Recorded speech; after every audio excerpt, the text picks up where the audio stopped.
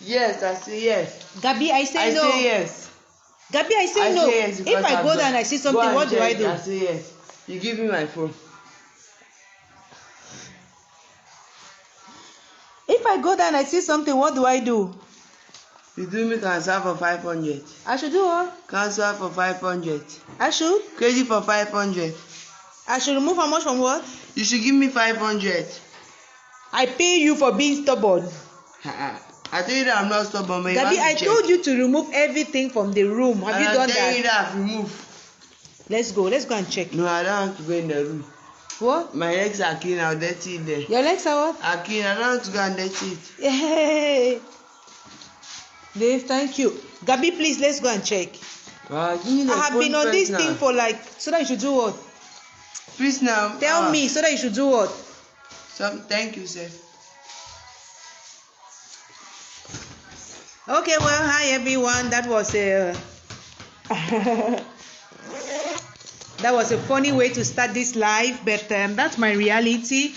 And as you know me, I keep it real. And so let me sit down. Oh my goodness, it's been 6 years in this house. So I'm moving house, and as you can see all behind me, the car is coming at 2 p.m. and I don't like to be late. So everything in the living room, so that when it comes, we pack them up, and hopefully don't forget anything. And if I do, I'll still come back tomorrow, because I'm handing over the keys tomorrow. But I just wanted to be moved before, so that tomorrow I just come in and clean up some people, and then I hand over the keys formally in the afternoon. So that is it, right? You know me, right? Therapist Mark. And I wanted to do this on this page because it's all about things that can cause you emotional distress, mental distress. And you know I live with post-traumatic stress disorder, so I have to be very careful the way I navigate any situation in my life, especially ones which can trigger me or can stress me up and stuff like that. And so it's taking me a while, and some people don't get it. And well, what can I do? I can't force people to understand what I'm going through, and how sometimes I freeze, sometimes I open up, sometimes it's like what would work for me. And this is not the first time I'm moving homes or moving houses in my life, but since I came back to Cameroon in 2015, I moved into this house from my mother's house, and I'm moving from this house back to my mother's house. And it's taking me a lot of holistic preparation, because you know, I have to prepare emotionally, mentally, spiritually, you know, physically. I actually stopped sports for like 3 weeks, because I didn't just feel like I was in that place to do sports anymore. I was like between here and Bonaberry, and I just felt like, just wait until you get to Bonaberry. But it took a toll on me, because sports is one of the ways that I take care of my mental health. So when I stop sports, it's like I'm so ruffled.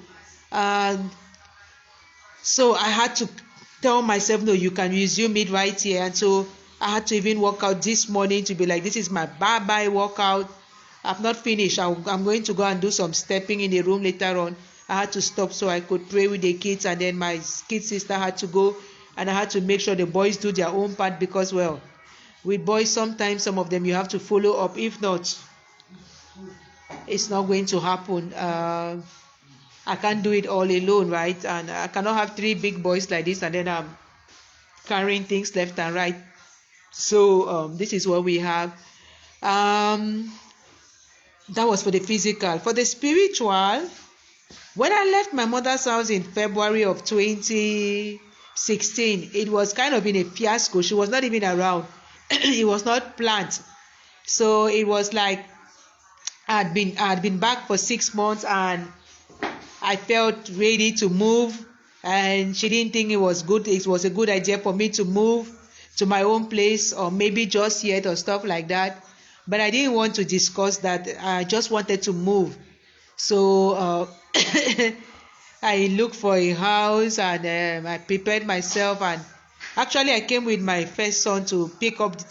He helped me look for the house and selected this particular house. And then we have this thing between us. When we don't have to talk about our thing to somebody, we don't talk about it. So he knew, but he didn't tell anybody. So she didn't know that I was planning to move. And oh my goodness, I'm somebody. Hey God, oh, I was removing things from the house and bringing here, even using her car, but she did not know. And then one day when she had traveled, I just hired a van, just cleared all my things, and then just moved in here. And so it took us some time to bond back again. And she bought me the cane chairs, which I used all this while and stuff. And she visited a few times, and then that was it. But so it's very emotional moving back in with her. But 6 years have done some magic. Actually, 7 years since I came back. I was looking forward to relocate, moving back in with her next year, because I don't see that as something which should be, embarrassing or stuff. I was just like, no, I'm ready to move back in with you. You're all alone there. What's the point of me being here? And Alan is already going on to university, so the other two, they are still kind of malleable. I can change schools and stuff. And God actually said this year, and which works better for me, because David is going to lower seat, so it will be a good idea for him to do first cycle in a new school instead of moving when it's upper seat time. And the other one is going to Form 3, Gabi, so he can move school in Form 3, no problem. So it just had to be for me to prepare myself spiritually, like really make that peace with myself, not even with my mom, but with myself. Like, it's okay to go back there, to get back into a room.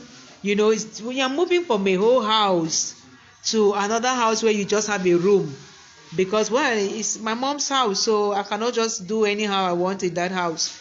So I will just have my space in that house. And yes, it's my mom's house, I can go around and everything, but my space will just be my room. That's why I call it sacred space. And I really took my time to decorate my room and just make it like that's my space. Like, I can stay in that space the whole day, go out, come in, go to my space. That's my space. So I had to do that preparation, and it took a while. It's not just like you get up and then the next morning you are ready.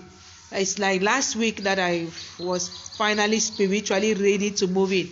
So I had to even be going there sometimes to go and just spend a night, so that my spirit just starts to get back used to, like that. Okay, that's home, stuff like that. Emotionally, I'm very fortunate to be in a relationship with a very matured person.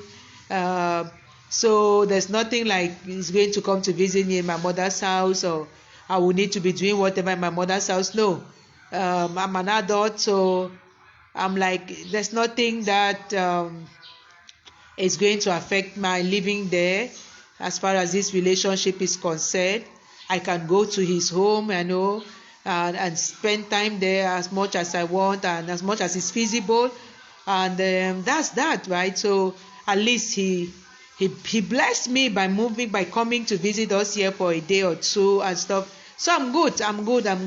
And as far as handling whatever comes my way, and moms, come on now, I'm emotionally intelligent enough. I know that to deal with whatever can come up. Sometimes people are like, oh, I'm an adult, I'm independent, I know my way around, I want to do my things, I don't want to follow no other. No. I'm actually prepared to to follow others as much as possible, as much as feasible, and not just fool around there like it's our home, right? But I have to respect my mother, and then but I'm ready, and I love cleaning. So there's a cleaner coming, there's an errand girl coming, there's so many things coming. So mom is just as excited as I am, so we are good.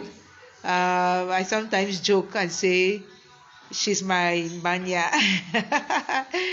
Okay, so that was spiritual preparation, physical preparation, spiritual preparation, emotional preparation. I've been taking things there gradually, my books in particular. So I already know that's where you call home for the second half of this year. That is it. I don't know how the boys feel, but we discussed it briefly, and they were cool about it, and they've also kind of moved in gradually. So today will just be like taking clothes and just setting them up there, but the beds and everything are ready for them. It's just me and stuff. As for Alan, that was his house long ago, so he's cool. He's just, and then he's moving to university, so he's probably going to go and rent somewhere. So that will be maybe weekends or stuff like that. I keep it real. That's my purpose in life, and I know that I'm not the only one who might have moved in like that back into their parents' home, or who is going to do that. And sometimes, people struggle with that, and they're like, there might be conflict and all of those things. But I'm not looking at that. I'm actually very blessed, very blessed. I'm the only one around, and that's my mom. And so I'm cool. And then the boys, it's their grandma, and they're the only grandchildren she has in this country. So that's point. What can I say? I'm good. I'm so good. Actually, I would have even moved in yesterday had the GC not been postponed.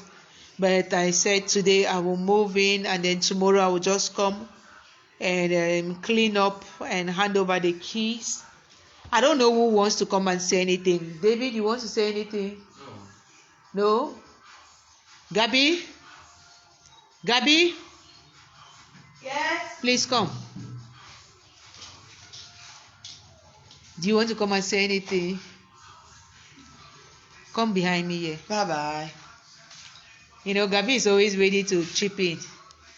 It's been so long we did a live. Everybody is big now.